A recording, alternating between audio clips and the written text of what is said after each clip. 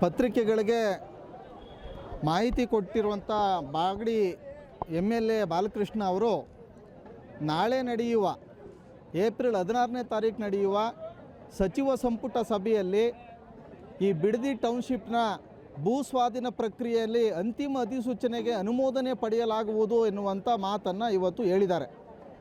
ಈ ಮಾಗಡಿ ಶಾಸಕ ಬಾಲಕೃಷ್ಣ ಅವರ ಈ ಹೇಳಿಕೆಯನ್ನು ಖಂಡಿಸಿ ಮತ್ತು ಯಾವುದೇ ಕಾರಣಕ್ಕೂ ಅಂತಿಮ ಅಧಿಸೂಚನೆಯನ್ನು ಅನುಮೋದನೆ ಮಾಡದೆ ಗ್ರೇಟರ್ ಬೆಂಗಳೂರು ಅಥಾರಿಟಿ ಮತ್ತು ನಗರಾಭಿವೃದ್ಧಿ ಇಲಾಖೆಯಿಂದ ಬಿಡದಿ ಟೌನ್ಶಿಪ್ನ ಅಂತಿಮ ಅಧಿಸೂಚನೆ ಪ್ರಸ್ತಾಪವನ್ನು ಕರ್ನಾಟಕ ರಾಜ್ಯ ಸರ್ಕಾರ ಸಚಿವ ಸಂಪುಟ ಸಭೆ ತಿರಸ್ಕರಿಸಬೇಕು ಅಂತ ಆಗ್ರಹಿಸಿ ಇವತ್ತು ಬೈರಮಂಗಲ ಕ್ರಾಸ್ನಲ್ಲಿ ಒನಕೆ ಚಳುವಳಿಯನ್ನು ಬೈರಮಂಗಲ ಸರ್ಕಲ್ನಲ್ಲಿ ಒನಕೆ ಚಳುವಳಿಯನ್ನು ಇವತ್ತು ಹಮ್ಮಿಕೊಳ್ಳಲಾಗಿದೆ.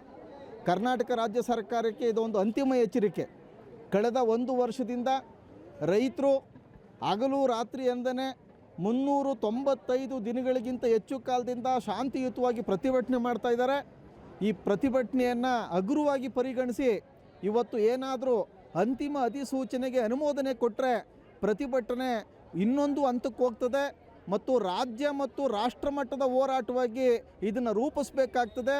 ಯಾವ ರೀತಿ ದೇವನಹಳ್ಳಿ ತಾಲೂಕು ಚನ್ನರಾಯಪಟ್ಟಣ ಹೋಬಳಿನಲ್ಲಿ ಮುಖಭಂಗ ಅನುಭವಿಸ್ತೋ ಅದೇ ರೀತಿಯ ಮುಖಭಂಗವನ್ನು ಅನುಭವಿಸುವಂಥ ರೀತಿಯಲ್ಲಿ ಮಾಡಬೇಕಾಗ್ತದೆ ಅಂತಕ್ಕಂಥ ಒಂದು ಮಾತನ್ನು ಎಚ್ಚರಿಕೆಯನ್ನು ಕೊಡಲಿಕ್ಕೆ ಇವತ್ತು ಇಲ್ಲಿ ಪ್ರತಿಭಟನೆ ನಡೆಸ್ತಾ ಇದೆ.